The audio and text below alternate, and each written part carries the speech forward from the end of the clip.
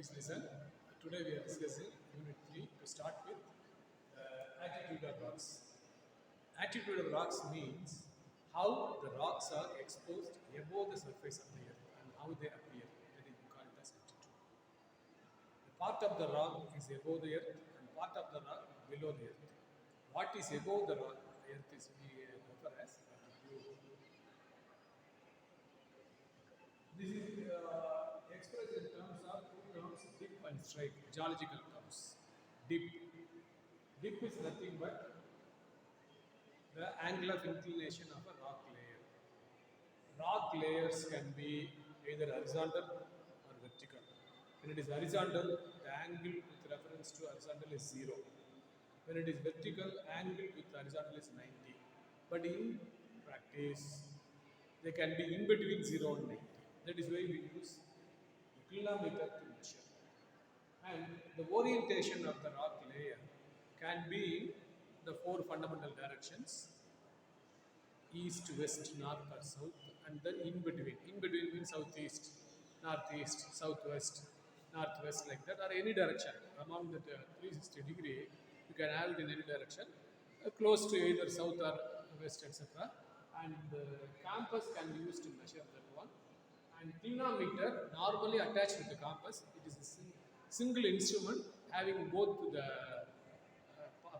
capability of measuring the direction as well as the dip angle. Okay.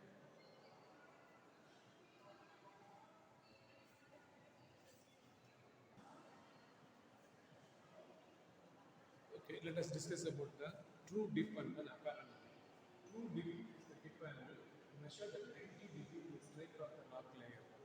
Strike of the rock layer will be direction of the rock layer we observe from the top. Normally, we take north as the basis direction. With reference to north, we can have the orientation. If it is parallel to north, the strike will be 0. If it is inclined, that we will mark the strike. So, 90 degree the strike we measure is called true dip. Apparent dip, we measure at angle other than 90. In that case, the difference between the strike and the direction in which you are measuring, that angle is called gamma. So, tan beta, that is the true dip, that is connected to apparent dip by this formula. Tan alpha is to tan beta and cos is gamma. And the gamma is 0, cos 0 is 1. Then apparent dip and true dip will be equal. So, we do not want to measure at an angle with reference to strike. The strike direction, we have to measure in the strike direction so that you will get the true dip. Then types of dip, primary dip.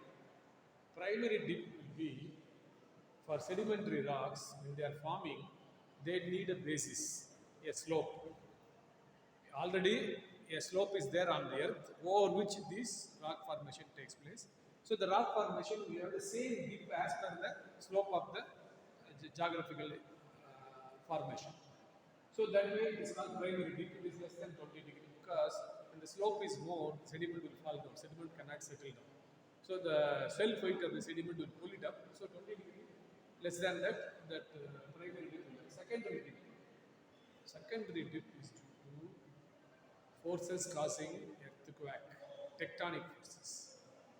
That will be when they are severe, they will turn the rock upside down or make it vertical. Normally it makes it vertical. In that case, you have secondary dip.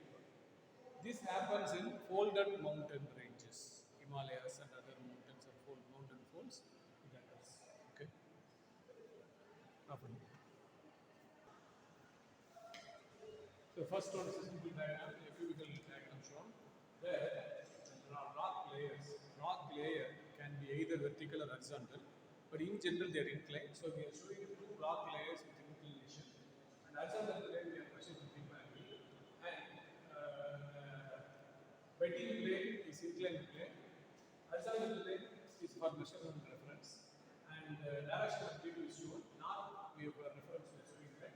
So straight direction with reference to north south we are adding that. So straight direction we take it as north. That is parallel to north in this diagram. But straight can be inclined to north or south. It's any direction it can be. But for simplicity sake we have taken that.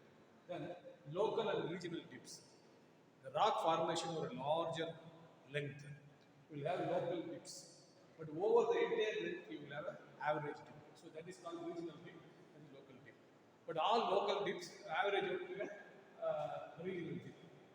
So we will have the corrections with reference to local area when you want to saturate that. But overall, we can get this one. Okay, we'll continue this.